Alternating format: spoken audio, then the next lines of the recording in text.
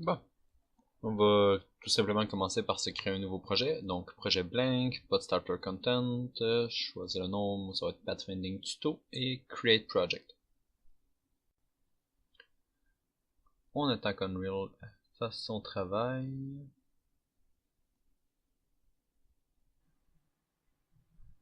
Ok, donc, une fois que c'est ouvert, on va créer un dossier map, puis on va se créer une nouvelle map. Pathfinding map, Pathfinding level. On va aller comme ça. On va l'ouvrir. Sauvegarder. Je vais aller aussi dans les project settings, dans map et mode, juste pour la mettre par défaut, pathfinding level là, pathfinding level, et voilà. Ok, donc, on va se faire un plan de match. Ok, donc, j'ai déjà fait la liste des points sur lesquels la vidéo va porter. On va commencer par essayer de trouver la position de la grille. Après ça, la grandeur de la grille dans le monde. La position du coin du bas à gauche de la grille. Le nombre de cases qu'il va y avoir dans la grille, dans le fond. Puis après ça, on va dessiner toutes les petites cases de la grille. Mais on va commencer par la grid location. Ça, dans le fond, c'est simple. C'est le milieu de la grille. Si je me trompe pas, c'est cette case-là. Et voilà. On va commencer par ça. Donc, dans Unreal, on va commencer par se faire un folder pour les blueprints. Puis à l'intérieur de ça, je vais me faire un autre folder pour grid. Ça, dans le fond, tout ce qui va avoir un lien avec la grille va être là. Et finalement, un blueprint de type acteur. BP underscore grid. Ça va être notre grille. Ok, dans le fond, on va principalement travailler dans le construction script pour l'instant. Donc, je vais fermer l'event graph. Donc, commencer par trouver la position de la grille. Bon, ça dans le fond, c'est simple. On va se faire une petite variable que ça va être grid location, qui va être un vecteur 3. Et voilà. Ok, donc on va la setter au début du construction script. Puis ça, dans le fond, ce que ça va être, ah oui, avant, je vais juste mettre une scene component ici. Tout simplement parce que j'aime mieux ça qu'avoir le petit point blanc au milieu. Puis je vais remplacer le point blanc par un billboard, comme ça on va pouvoir le voir dans l'Explorer, dans l'éditeur quand même. Donc je vais prendre la scène, get world location, donc on prend la position de cet acteur-là, donc on pourrait prendre n'importe quelle location dans le monde, mais pour l'instant on va y aller juste avec la position de cet acteur-là, et on le save dans la grid location.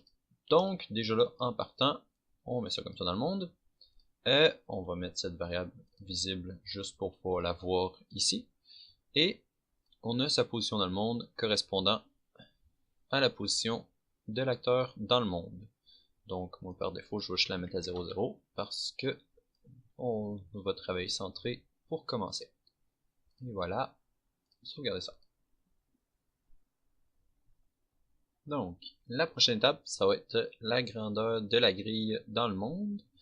Donc, dans le fond, la façon qu'on va fonctionner, on va prendre le point central, puis on va élargir d'un côté, de l'autre, et même chose pour en haut et en bas. Ce qui va nous donner une grille assez grande. Les dimensions par défaut que je donne, ça va être 500 par 500, mais on peut complètement changer ça comme on veut. Donc, dans Unreal, on va se créer une nouvelle variable. Ça va être grid size world. Dans le fond, la grosseur de la grille dans le monde. Ça va être un vecteur 2D cette fois parce qu'on n'a pas besoin du Z. Je vais en profiter pour cacher cette variable-là. On n'a plus besoin de la voir dans l'inspecteur. C'était vraiment juste pour montrer que ça fonctionnait. Puis je vais mettre ça dans une catégorie grid pour simplement mieux s'organiser. Et celle-là, on va l'afficher dans l'éditeur. Ok. Maintenant, ce serait cool de pouvoir voir quelle grosseur qu'elle a. Fait qu'on va juste se faire un petit draw debug box. Et voilà.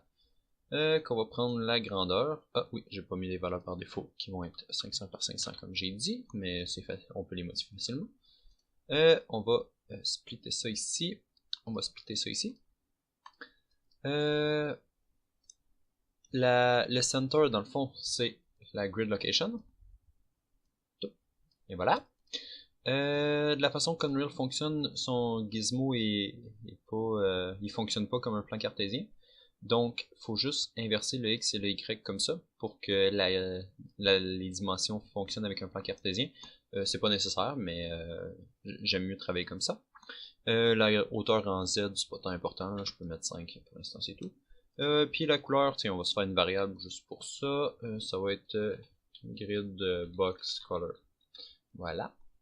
On va dire un bleu. Tiens, on va y aller avec bleu. Voilà, comme ça. La duration, je veux que ça soit tout le temps affiché pour qu'on puisse bien le voir. Et la grosseur, on va dire 10. Ça, c'est pas vraiment... C'est à vous de décider quelle grandeur que vous voulez et tout. Ok, on va mettre la couleur visible aussi. Et on va la mettre dans une catégorie debug. Parce qu'on va en avoir plusieurs petites variables à debug comme ça qui servent à rien au niveau gameplay, mais que c'est cool dans l'éditeur. Et voilà! Oh! On a notre cube. Ok, parfait. Donc, il est de 500 par 500. La couleur... ok, on peut changer la couleur, tout fonctionne. Si, mettons, on dit, mettons, 200 par 200. Oh! C'est différent, là. On voit que la grille, en ce moment, c'est celle-là au centre. Les autres, c'est des vieilles lignes qui servent plus à rien. Donc, juste au début du construction script, avant de faire tout ça, juste pour m'assurer qu'il n'y ait pas de plein de lignes qui servent plus à rien, je vais juste faire un flush persistent debug line. Dans le fond, ça va tout supprimer les anciennes lignes qui avaient été là au dernier construction script. Donc, à chaque fois qu'on va updater le construction script, on va tout déliter les autres lignes. Donc, il va juste seulement nous rester les lignes qu'on va calculer à partir de maintenant.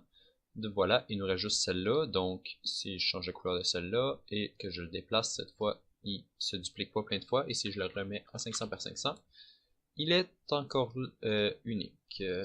Ce qui est une bonne chose. On va juste recentrer tout ça. Et voilà, sauvegarder. Et voilà, nous avons la grandeur de notre grille dans le monde.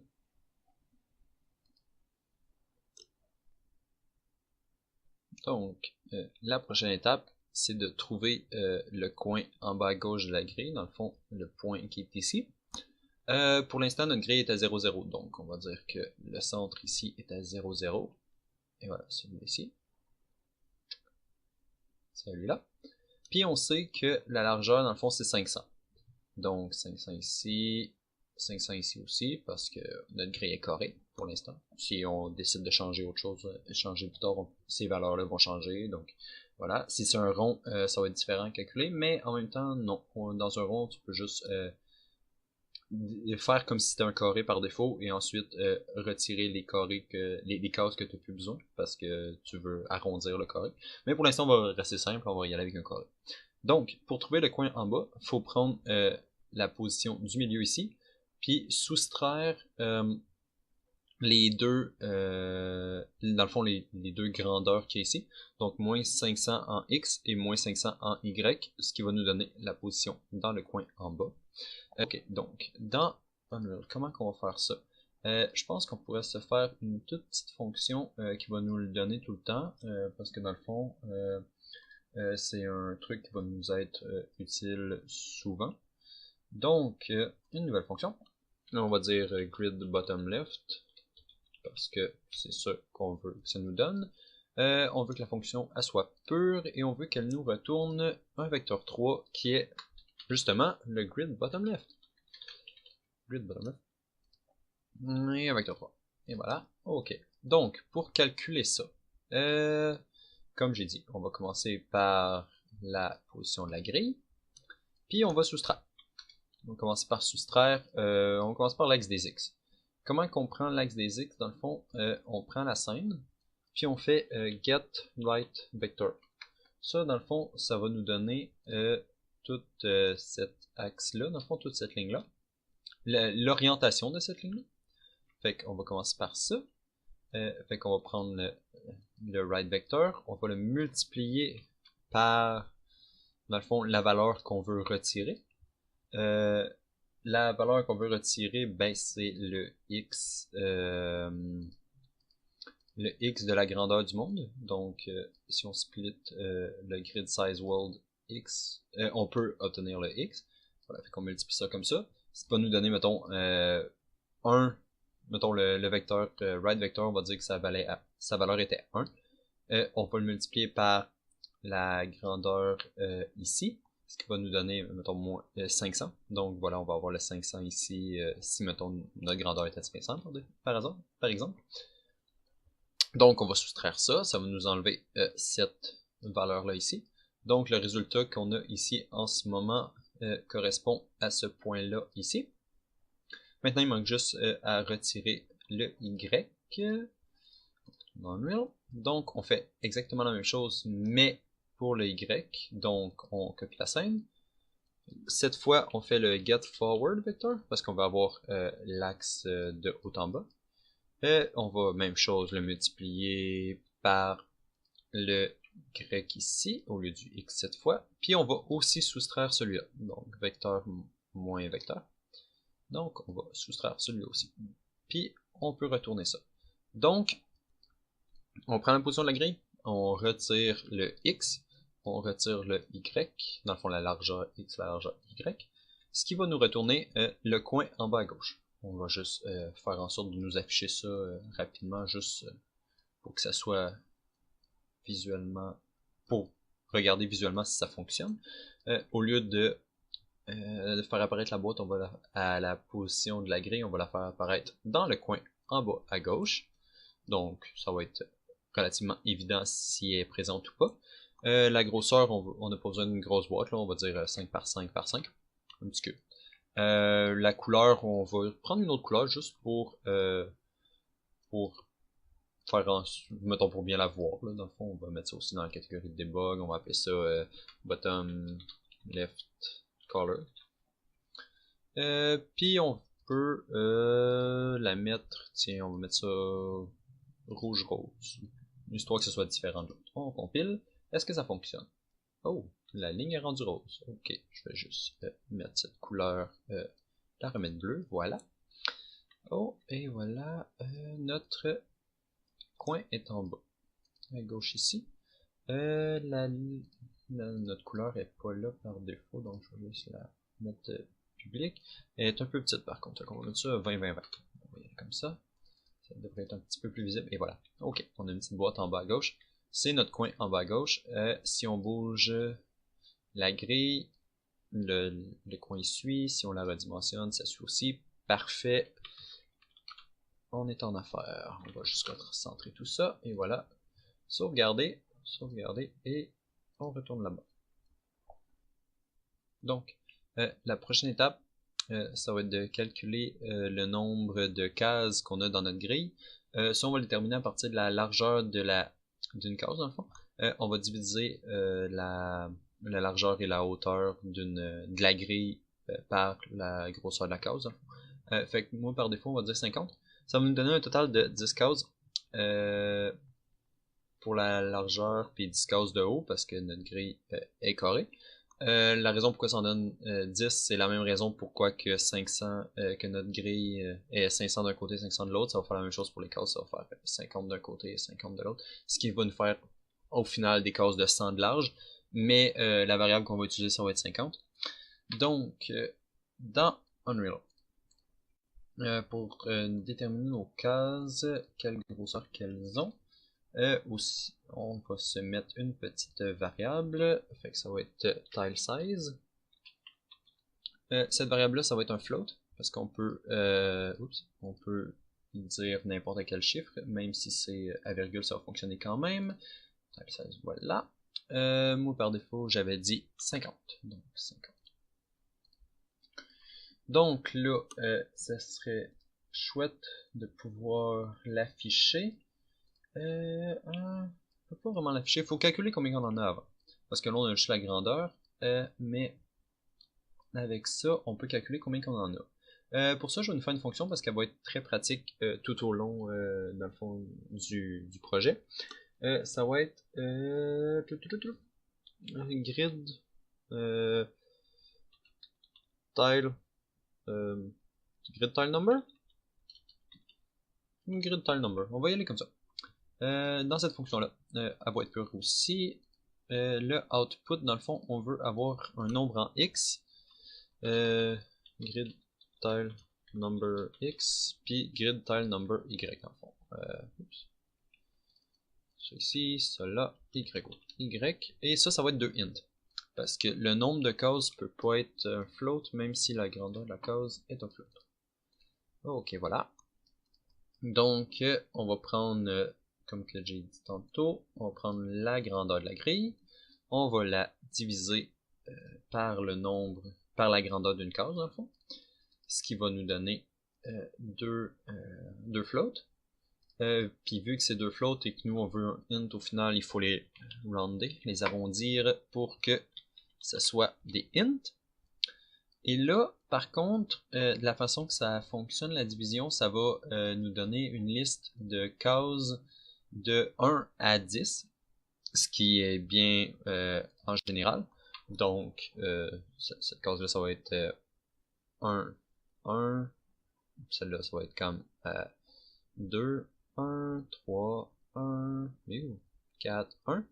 Mais comme qu'on va looper souvent dans notre liste de cases, puis que les arrays en code, ça commence tout le temps à 0, ça va être beaucoup plus évident si cette case-là c'est 0, 0. Celle-là, ça va être 1, 0, 2, 0, puis celle-là au final, ça va être 9, 9. Donc, il faut que, au lieu que ça soit 1, 1 et 10, 10 ici, ce qu'on veut, c'est que ça soit 0, 0 et 9, 9. Donc on va enlever ces deux-là. Ce qui fait que notre résultat ici, il faut faire moins 1. Parce que lui, il va nous dire que au final, on a 10 cases, même si en réalité, on en a 10 quand même, mais la première compte comme si était 0. Et voilà. Donc ça comme ça. Y a-t-il un moyen de nous afficher rapidement combien qu'on a de cases? Je ne crois pas. Non, je peux le mettre dans une variable rapidement juste pour voir combien qu'on en a. Si mettons je prends grid bottom, non, grid tile number, get, puis on va juste le promote to variable, comme ça. Allez, c'est ici, ça là, comme on va appeler ça y. Ça rapidement, de toute façon on les supprime ensuite, c'est juste pour voir que ça fonctionne. Puis on va setter y et x. Y et x, je vais les mettre visibles. Et ici, 9, 9. Dans le fond, il y a 9 cases, mais on compte la 0 aussi, donc ça fait 10, 10. 500 divisé par 50, ça fonctionne. Si on fait 10 ici, 49 cases, donc 50 cases. 500 divisé par 10, 50 cases, donc tout fonctionne bien. Si on écrit 100, 500 divisé par 100, 5, 0 de 0 à 4, 5 cases, et voilà. Ça fonctionne, donc je vais juste remettre ça à 50 ici et supprimer ça parce qu'on n'en aura pas besoin. Et voilà, ça fonctionne. Donc, la prochaine étape, ça va être d'afficher la grille. Dans le fond, de dessiner une grille juste pour qu'on puisse voir que tout fonctionne et que les variables, la grosseur des cases et tout s'ajuste bien. Ça va être une grosse étape, donc c'est pour ça que j'ai caché tout le reste. Ce qui pourrait être utile, ça serait juste de faire une petite étape intermédiaire ici qui est loop. Dans le fond, ça va être de looper dans toutes les cases. C'est pas quelque chose de compliqué, ça sera pas bien long. C'est juste pour expliquer comment que ça va fonctionner. Parce qu'on va le faire souvent pendant tout le long du code, de juste looper dans toutes les cases pour voir comment ça marche. Donc dans le fond, on va juste utiliser 2 for loop. Première, ça va être une for loop dans une for loop. Dans le fond, les index 1, 1, 2, 3, 4, 5. Donc la première fois que la loop va rouler, elle va rouler toute la colonne au complet. Fait que 0, 1, 2, 3, 4, 5, 6, 7. Après ça, elle va aller looper l'autre colonne, donc 0, 1, 2, 3. L'autre colonne, 2 et 0, 1, 2, 3, et ainsi de suite. Donc c'est comme ça qu'on va looper au travers de toute notre grille au complet pour pouvoir, mettons, setter tous les paramètres de toutes les cases, par exemple. Comment qu'on fait ça? Ben, c'est simple. C'est une for loop. For loop. Et dans une for loop. Comme ça. C'est quoi nos index? Dans le fond, le premier index, ça va être 0. Comme on a dit, on commence avec le coin en bas à gauche qui va correspondre à la case 0, 0 de notre grille. Puis, on va prendre le nombre de cases, dans le fond, comme last index. Fait que le premier nombre de cases, le deuxième nombre de cases, et voilà. Donc, ce qui nous fait une petite boucle qui loupe au travers de toute notre grille. Et voilà. Donc ça va louper 100 fois ici. Donc, la dernière étape de cette vidéo-là, ça va être de faire apparaître les cases en debug line, juste pour nous montrer que tout le système fonctionne bien. Dans le fond, on va commencer dans le coin en bas à gauche, on va looper, comme j'avais montré avant ici, on va looper dans toute notre grille, puis on va tout faire apparaître les cases dans le monde selon leur position dans la grille. Fait qu'on va faire apparaître la petite case ici, après ça celle-là, ben en fait c'est plus celle-là ici, celle-là là, celle-là là, celle-là là, tout. Après ça tout ceux-là, puis après ça tout ceux-là. Fait qu'on va faire apparaître ça comme ça.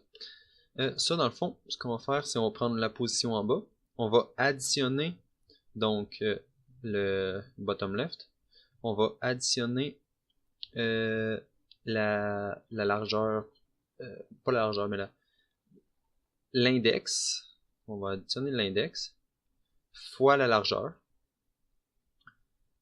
ce qui va nous donner, mettons, si on est à 0 fois la largeur, ben ça va dire 0, fait qu'elle va apparaître ici. Si on est à 1 fois la largeur, ben elle va apparaître ici. 2 fois la largeur, ça va apparaître ici, parce que ça, c'est une largeur. Fait dans le fond, largeur. Fait que fois l'index, ça va faire avancer, même chose dans l'autre sens. Fait que si on fait largeur, puis on additionne, ben ça va avancer tout au long de la grille. C'est peut-être pas clair comme ça, mais ça va être un peu plus clair, j'espère, dans le code. Donc, c'est quand même une grosse portion de code, donc je vais juste couper ça, puis je vais aller le mettre dans une fonction. La fonction, je vais l'appeler drawTile, parce qu'elle va juste dessiner dans le fond toutes les tiles, et on va coller ça. Ça, dans le fond, c'est juste la loop que j'ai montré tantôt. Voilà. OK. Donc, nos index, on va en avoir besoin. Comme j'ai dit, on va multiplier la largeur par l'index pour savoir à quelle position mettre la case. Fait que je vais juste les promoter en local variable. Sont pas utiles en dehors de cette fonction-là, mais pour l'instant, on va s'en servir quelques fois, donc c'est utile. On peut les renommer. Celui-là, ça va être X parce que c'est l'index X, puis celui-là, ça va être Y parce que c'est l'index Y. On va y aller comme ça, c'est simple. Ensuite, comment qu'on fait ça? Dans le fond, il nous faut le bottom left, parce qu'on commence dans le coin en bas à gauche, et on va additionner. Additionner. Qu'est-ce qu'on additionne à ça? Dans le fond, ça va être la largeur du X. On va additionner les X. On va commencer par juste la rangée des X. Donc, pour avoir l'horizontale, si on prenait la scène, puis on faisait get right vector. Donc, on va prendre l'horizontale, le right vector dans le fond de l'acteur qu'on a en ce moment. À ça, dans le fond, il nous faut le X, comme ça, get. On peut, il fallait le multiplier. Ben, en fait, techniquement, c'est ça, il faut le multiplier à la grosseur. Dans le fond, on a le X, l'index, donc la case dans laquelle on est en ce moment. Il faut le multiplier par sa grosseur à lui, fait que c'est tile size. Et voilà. Puis fois sa grosseur. Mais là, par contre, ça fonctionnera pas. Parce que la grosseur d'une case, vu qu'on a écrit 50, mais que ça fonctionne comme la grille, ça commence au milieu. 50, techniquement, c'est juste ça ici, cette petite partie-là. Donc, il nous faut aussi ce 50-là. Donc, il faut faire x2 avant, pour avoir les deux côtés. Donc, x2, float par float, x2. Et voilà. Donc, on multiplie pour avoir les deux côtés. Donc là, on a la vraie largeur de la case. Et cette vraie largeur-là, on peut la multiplier ici. Ce qui va nous donner, à chaque itération de la boucle, dans le fond, ça va nous donner une largeur un petit peu plus grande, un petit peu plus grande, un petit peu plus grande. Ce qui va déterminer la position finale, dans le fond, qu'on additionne à ça pour les X. Donc, à chaque position, ça va se tasser un tout petit peu vers la droite d'un peu plus. Il nous faut aussi le Y. Donc, on fait exactement la même chose que ça. Je peux le copier directement, puis on peut l'attacher là ici. Par contre, il y a quelques différences. Le right vector, c'est pas le right, ça va être le forward vector. Parce qu'il faut avoir les Y dans le fond dans la grille. Le X, il va se transformer en Y, bien sûr. Et le tile size, il reste pareil parce que on a des cases carrées et non des cases qui ont une grandeur dans le fond identique. Et voilà. Ce qui va nous donner, je vais prendre ça en local variable rapidement, ce qui va nous donner la tile position. Dans le fond, ça va être la position dans le monde que la case va apparaître à cette loop-là. Donc, si c'est 0 et 0, dans le fond, la première loop, la position finale va être la même position que le grid bottom left, parce que le right vector multiplié par 0 et le forward vector multiplié par 0 donne à 0. Donc grid bottom left plus 0 et plus 0, ça va donner grid bottom left. Donc la case devrait apparaître en bas à gauche complètement. Pour nous visualiser ça, on peut juste faire un petit draw debug box. Non, pas box, on va y aller avec un plane. Draw debug plane, on va juste faire un petit plane. Voilà, à quelle position qu'on le veut, bon, on l'a, c'est ça ici. Et maintenant, la grosseur, bon bien, on va y aller avec tile size, pourquoi pas. On a déjà une grosseur. La couleur, on va y aller avec, tiens, un jaune, non, peut-être un petit orange comme ça. Ouais, comme ça, duration, même chose qu'avant, on va le faire relativement long pour que ça reste affiché tout le temps. Pour le debug plane, il faut plane coordinates, ce qui est beaucoup d'informations. Dans le fond, le W, c'est la hauteur à laquelle le plane... Dans le fond, c'est pas la hauteur, c'est plus la profondeur par rapport à l'orientation du plane. Puis ça, c'est ce qui gère l'orientation X, Y et Z. En ce moment, nous autres, on veut que le plane regarde vers le haut, fait que là, une orientation de 1 vers le haut. Celui-là, on peut les mettre à 0. Et le W, dans le fond, c'est la hauteur du plane. Pour l'instant, on va le laisser à 0. Ça change pas grand chose pour l'instant. Donc, si on compile, voilà. Est-ce que ça fait quelque chose? Non, ça fait rien. Ah oui, on call pas la fonction qu'on vient de créer dans le construction script. Donc, drawTile, on va la plugger à la fin ici. Et si on compile, voilà. Oh, ça fait apparaître la grille. Ok. On voit pas très bien les séparations entre les cases, je trouve. Donc, je vais juste prendre tile size ici, puis je vais juste le ratisser. Dans le fond, c'est juste visuel. C'est juste pour le visuel, parce que sinon, ça change absolument rien dans le code. Et voilà, ok, là, on voit beaucoup mieux comme ça. Par contre, on peut voir que ça commence vraiment égal avec le point de départ, puis ça finit pas exactement à la fin. C'est triste un petit peu parce que ça aurait été mieux que ça soit mieux que ça soit au centre. Donc, on va juste tout décaler par une demi-largeur. Tout vers la droite, tout vers le haut, ce qui va faire en sorte que tout va être centré dans le carré. Pour faire ça ici, il faut juste, dans le X et dans le Y, faut additionner, avant de multiplier vers le vecteur ici, il faut juste additionner une demi-largeur. Ça, dans le fond, une demi-largeur, c'est tile size, parce que ici, on a la largeur complète quand on a fait x2. Si on prend juste tile size, puis on fait plus ici, et tile size, puis on fait plus ici, avant de multiplier, ça va tout décaler vers la droite un tout petit peu. Et voilà, on a même pu voir le résultat. Donc, tout se décale un tout petit peu. Tout est centré dans la grille, tout va bien. Si on change les dimensions de la grille, ça rajoute ou ça rapetisse des cases. Ça rajoute ou ça enlève des cases. Si on change la grosseur des cases, leur quantité dans la grille s'adapte automatiquement. Bien sûr, pour l'instant, c'est juste des cases qui ne font rien des debug lines, mais un jour, on peut leur associer des valeurs et des paramètres et tout. Il y a juste une petite chose. Si on la déplace, tout va bien. Par contre, si on la déplace en hauteur, ça fonctionne pas. Ça, c'est le W que j'ai dit tantôt qui gérait la hauteur, dans le fond. On va juste aller ici. On va juste breaker cette position-là. Ce qui va nous donner accès au Z. Le Z, on va le brancher dans le W, ce qui va nous donner la hauteur, dans le fond, sur les cases aussi. Donc, les cases vont suivre. en résumé, ce que nous avons, c'est une map qui contient un seul blueprint acteur que nous avons créé, qui s'appelle BP Grid. À l'intérieur de ce blueprint acteur-là, nous avons le construction script. La première étape qu'il fait, c'est déliter toutes les anciennes debug lines. Ensuite, il prend la position de la grille et la stocke dans une variable qui s'appelle grid location. Il dessine le debug box, que dans le fond c'est le contour de la grille, basé sur la grandeur de la grille. Ça, c'est la ligne bleue ici. Ensuite, nous calculons le grid bottom left, le coin en bas à gauche, basé sur la grid location, que nous soustrayons la grandeur X et la grandeur Y pour trouver le coin en bas à gauche. Et ensuite, on le dessine avec une autre debug box. Ça, c'est la petite rouge ici. Ensuite, nous avons drawTile, qui est notre principale fonction. Elle, ce que ça fait, on commence par trouver dans une autre fonction qui s'appelle gridTileNumber le nombre de cases que nous avons.